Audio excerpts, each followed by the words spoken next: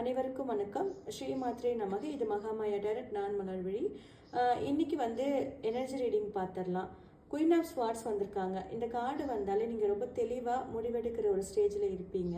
நீங்கள் நேர்மையாகவும் உண்மையாகவும் மட்டுமே ஒருத்தங்க கூட ஒரு உரையாடலை வச்சுருப்பீங்க. அதாவது ஒரு கான்வர்சேஷன் ஒருத்தங்க கிட்ட நீங்கள் ஸ்டார்ட் பண்ணுறீங்க அப்படின்னாலே இந்த மாதிரி இருக்கும்.